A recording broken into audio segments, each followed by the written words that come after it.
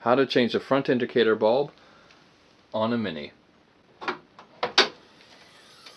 The bulb is accessed through the engine bay. You can see the back of the bulb housing unit right here. So grab the edges and turn the whole unit counterclockwise. Like that. And then gently pull out. That exposes the bulb. So what you want to do is push the bulb inwards and then turn counterclockwise. You should use a cloth to do this so you don't get any fingerprints on the bulb. So push inwards and twist. So get your new bulb, put it in, push, and clockwise. That's in. As you can see, it's a bayonet bulb.